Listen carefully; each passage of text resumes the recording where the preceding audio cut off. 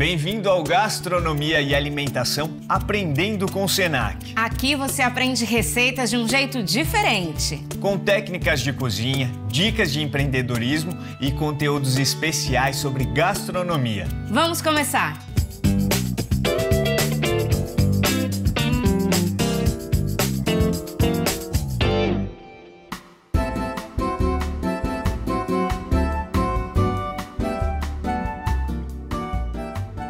Areta, posso te pedir um conselho?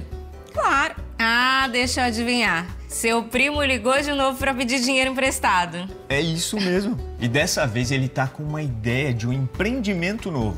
E o que é dessa vez? Agora é uma pestoria. Não, uma pesto house. Não, ele tinha falado Pestolândia.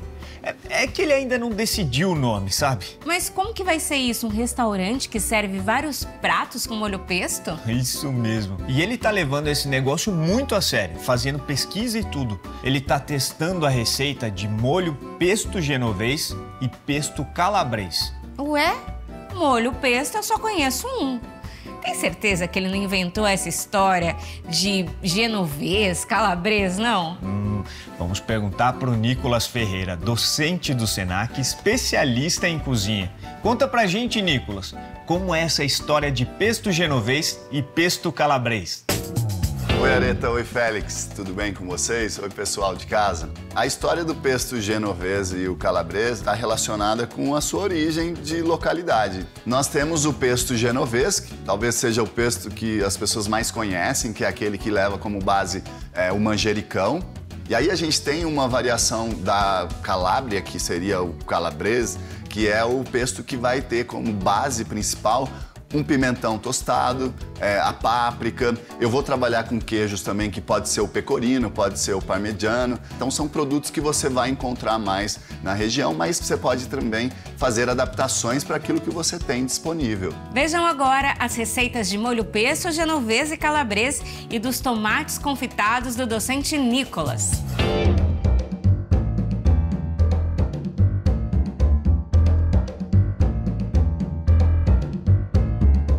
Então vamos preparar aqui uma mise en place, já temos algumas coisas separadas para fazer o nosso pesto calabrese. Então a gente vai trabalhar com um pimentão que vai ser besuntado com óleo para melhorar essa capacidade de tostar a superfície dele. Então o processo vai demandar fogo, chama aberta, nós vamos tostar ele diretamente.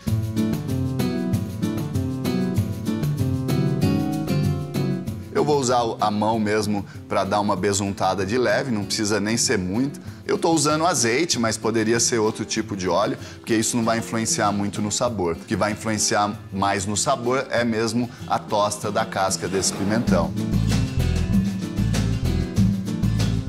É importante que vocês vão virando ele, vocês podem ver que aqui eu tenho uma chama bem potente, então a queima está acontecendo bem rápido aqui, como vocês podem ver. Se você vai fazer uma grande quantidade no seu ambiente de trabalho, por exemplo, ou vai fazer um evento e convidar muitas pessoas, o ideal seria besuntar todos eles, colocar de maneira mais espaçada numa assadeira e aí sim ventilação nesse forno, uma temperatura de 220 graus, por exemplo, porque você quer tostar o exterior dele e não cozinhar ele a ponto de deixar o produto mole, tá? Essa técnica de colocar o alimento direto na chama, eu não conhecia não.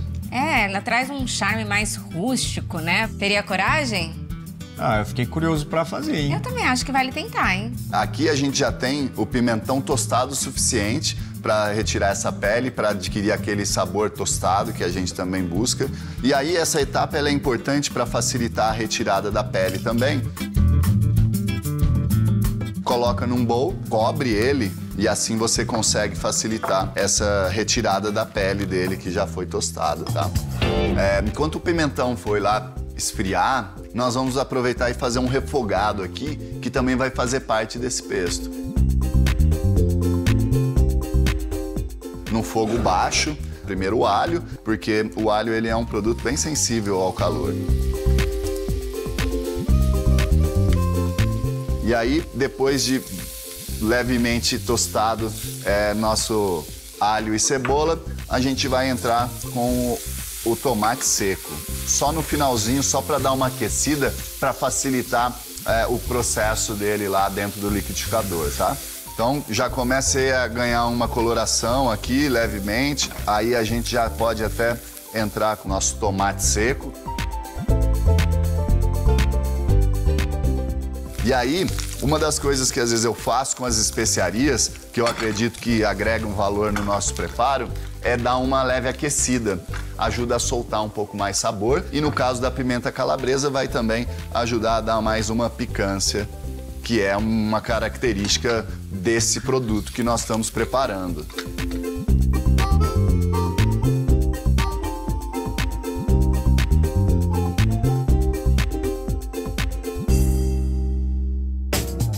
Dando continuidade nas etapas, então temos lá nosso pimentão, nosso refogado esfriando. A gente pode já dar início à nossa tosta das oleaginosas, né? Ou da oleaginosa.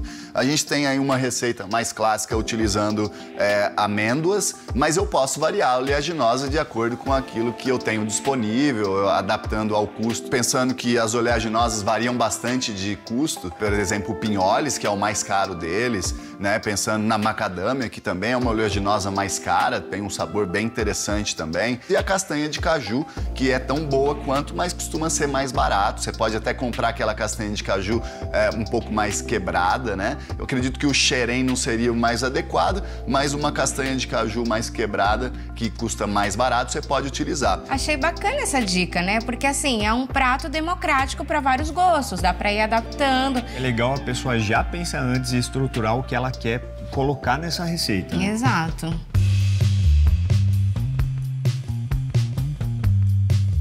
Aqui, a ideia é dar umas leves chamuscadas ao entorno da nossa oleaginosa. No caso, nós vamos usar, então, a castanha de caju. Se vocês observarem, já começo a ter uma superfície com um leve chamuscado. Você pode ir virando ela e garantindo uma uniformidade, mas basicamente o que eu preciso mesmo é ter essa sutileza aí e ganhar um pouco de sabor extra dentro do meu preparo, tá?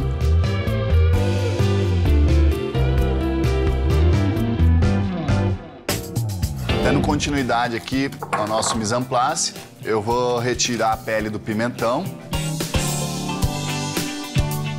Vamos tirar a maior parte dessa casca.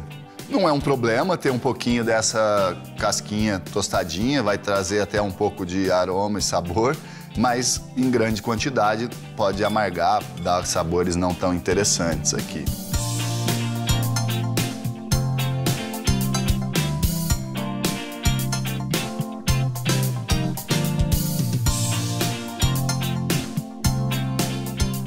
É importante retirar essas membranas pela textura, mas também o sabor não é tão interessante quanto o pimentão.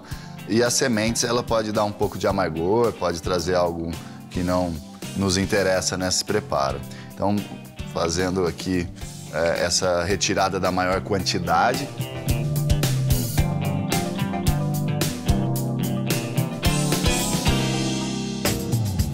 Então agora temos todos os nossos ingredientes já separados nas quantidades corretas. E aí a gente vai começar o processo do liquidificador.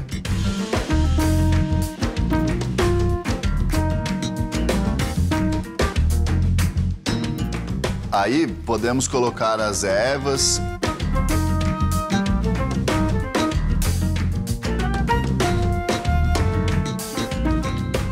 Tem uma regra específica de inserção no liquidificador, talvez aquilo que facilite o processamento desses ingredientes. Então, vou colocar um pouco da páprica defumada. Então, aqui é suco de limão, para trazer um pouquinho de acidez para o nosso preparo. Vou colocar toda a ricota. Pecorino. Pecorino é um queijo muito similar aí ao parmesão quanto ao gosto. Vamos bater um pouquinho ele, ver como tá funcionando e depois eu coloco o resto do queijo, tá?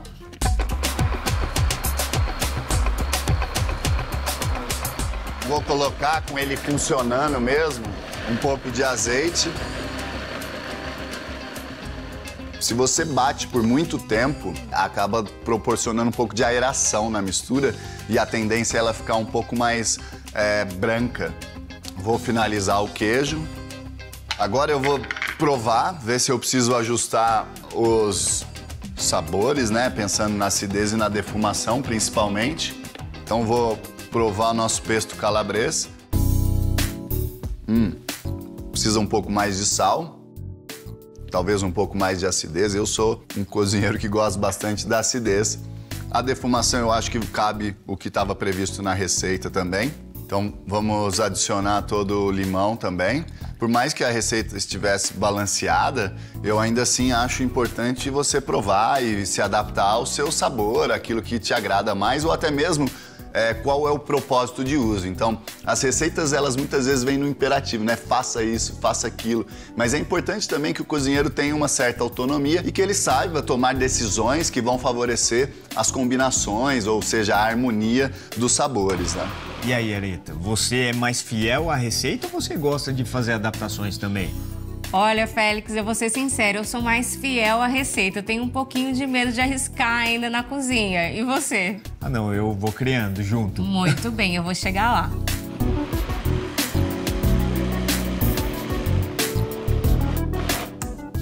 Eu acho que estamos bem.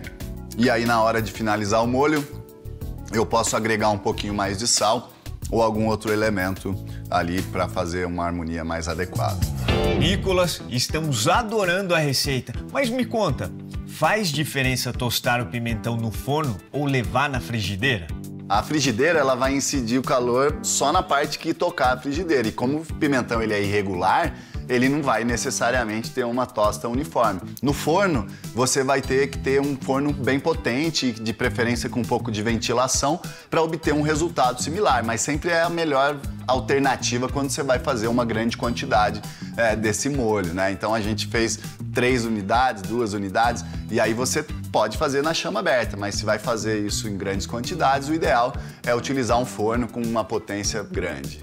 No pesto calabrês, eu posso usar pimentão amarelo no lugar do vermelho? É possível ser utilizado, com certeza, mas vai alterar um pouco a coloração final do produto e sutilmente o sabor dele. Pode não ser o mais tradicional, mas é uma possibilidade e a gente tem que se adaptar ao que a gente tem disponível. Pesto genovês ou pesto calabrês? Será que até o final do programa você vai conseguir decidir qual a sua versão favorita? Só tem um jeito de descobrir. É encontrar com a gente no próximo bloco.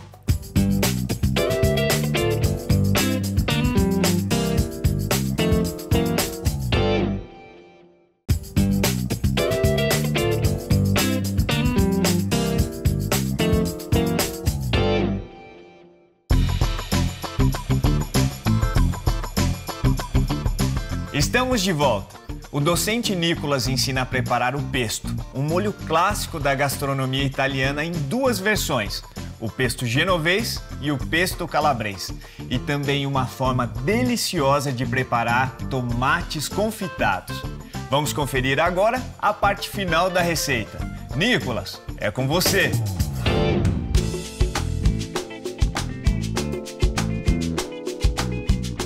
Agora nós vamos dar início ao preparo do pesto genovês, que é aquele mais conhecido, um clássico aí que a gente utiliza bastante nas cozinhas.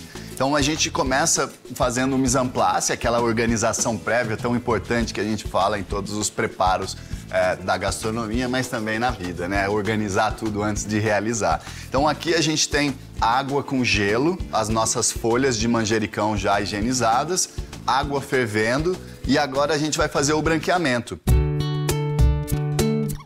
O branqueamento, ele serve não só para ter um produto mais macio, mais fácil de triturar ali, mas também ele vai reduzir aquela ação enzimática que acaba favorecendo o produto. Mas se você fizer o resfriamento rápido, você garante também coloração dos seus produtos.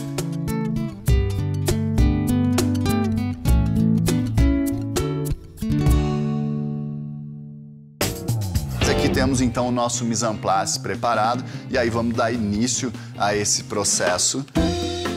Vale a pena a gente escorrer o residual de umidade que ficou. Vamos colocar também, já logo de início, um pouquinho de alho. Aqui a gente já pode colocar também uma parte do parmesão.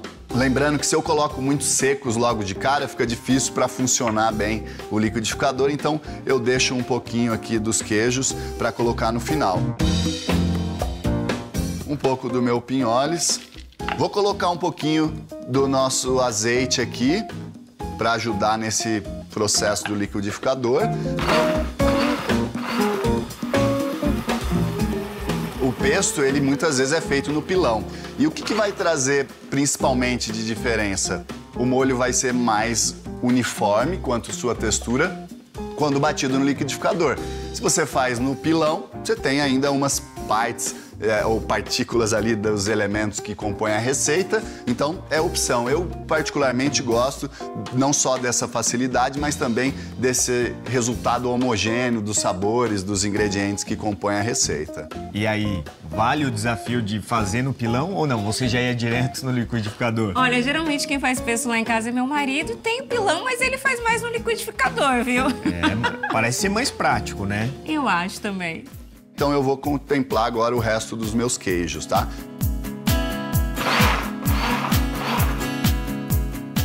Aqui vou colocar o resto do pinholes.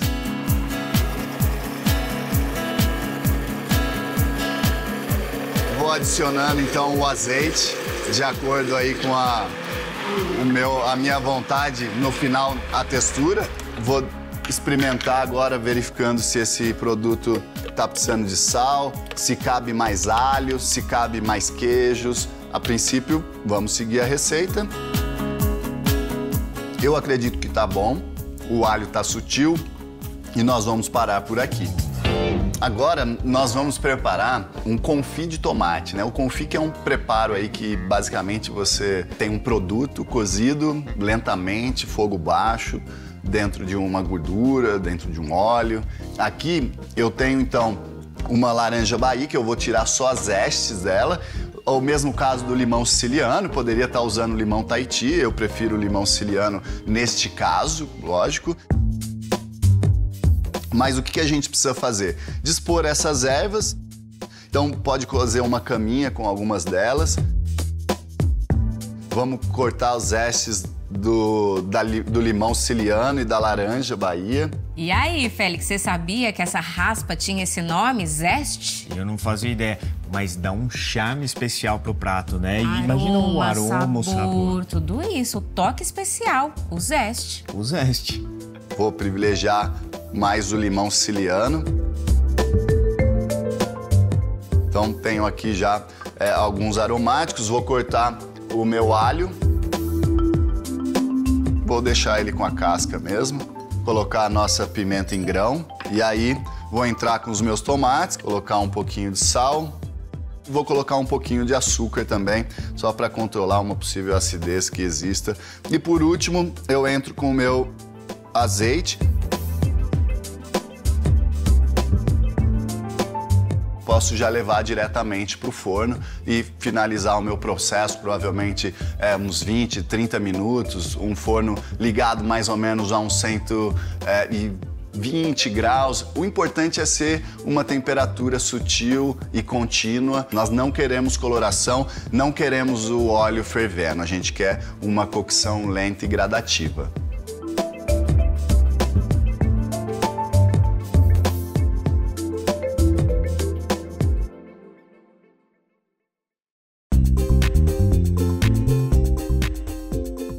Enquanto a gente tem o nosso tomate confit finalizando ali no forno, a gente vai finalizar a massa com o nosso pesto calabrês. Então eu tenho aqui um pouquinho da água da cocção da minha massa, estou usando uma massa seca.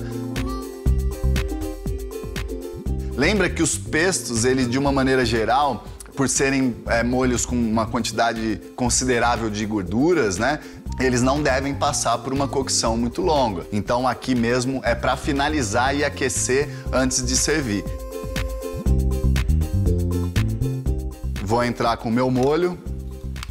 Aí a quantidade do molho você pode escolher. Eu gosto de bastante molho. Já com o fogo desligado, observem bem. coloquei todo o meu queijo, dou aquela misturada boa. Então aqui nós temos já a nossa massa pronta para servir, só falta realizar o empratamento e aí enquanto a gente faz esse pratamento a gente termina o preparo da outra massa que vai ser o linguine com o nosso molho pesto genovês, que acompanha aquele tomatinho confit que está sendo finalizado. A gente vai seguir um padrão similar ao do outro preparo.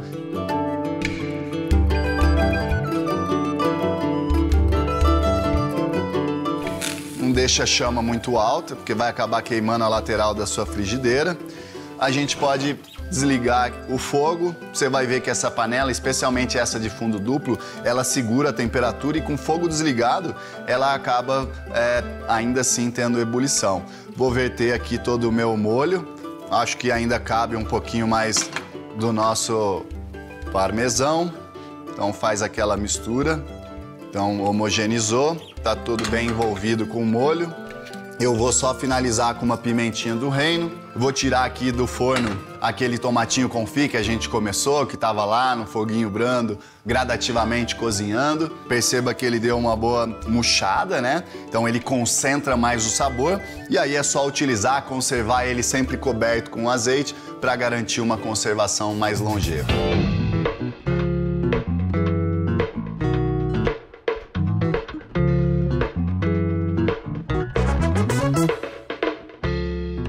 Nicolas, que delícia essas receitas, hein? Mas me diz uma coisa, quais as massas ideais para se utilizar o molho pesto genovês e o pesto calabrês? Eu acredito que esses molhos, por serem molhos bem encorpados, eles sujam bem as massas ou eles envolvem bem as massas. Então, eu acredito que essas massas finas, essas longas que a gente caracteriza, elas vão muito bem com os pestos. Você faz de acordo com sua necessidade, aquilo que você tem. Mas se pensar nessa textura, muitas vezes as massas longas vão acabar sendo usadas com molhos mais encorpados. Além das massas, quais formas de utilizar um molho pesto você recomenda? O pesto, ele é um molho que a gente costuma dizer que ele é coringa, né? Então, ele pode ser feito vários outros preparos. Por exemplo, um vinagrete para servir com uma salada, mas eu também posso utilizar ele para saborizar molhos, um molho dentro de outro molho. Então, eu faço um molho bechamel, eu agrego um pouco de pesto, eu tenho um molho interessante também baseado no bechamel. Eu posso também usar ele como tempero de carnes. Então é um molho muito versátil que você pode ter ele sempre dentro da sua casa ali, na sua geladeira, coberto com aquele azeite na superfície para garantir mais durabilidade. É muito bom. Agora chegou na boa hora, né? Então nós vamos degustar aqui primeiro o calabrês. Eu gosto sempre de ter esse molho bem envolvido na massa. Nos deixou com água na boca, hein, Nicolas? Nossa! Olha, eu já tô querendo fazer em casa, hein? O que você acha da gente fazer? Acho que essa pode entrar na lista também.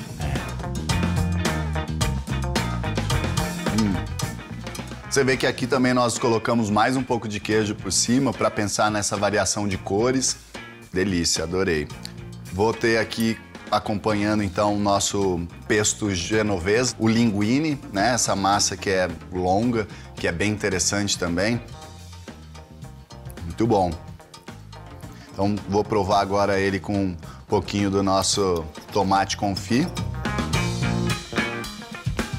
O tomate, ele já tem uma certa doçura, especialmente se o ponto de maturação dele estiver bom. Então, às vezes nem necessário é a adição de açúcar. Tá excelente. Eu gostei muito. Espero que vocês gostem aí. Qualquer dúvida, assista novamente o episódio. Tchau, Areta. Tchau, Félix. Até a próxima. Um abraço. Tchau, Nicolas. Obrigada. Eu amei essa aula. Tchau, Nicolas. Adoramos a receita de hoje. Olha, é difícil saber qual parece mais gostoso, pesto genovês ou pesto calabrês. Tomara que exista pesto napolitano, romano, milanês. Todo pesto que o Nicolas quiser ensinar, eu tô dentro. E se você quiser aprender mais receitas como essa e conteúdos especiais sobre gastronomia, acompanhe os nossos próximos episódios.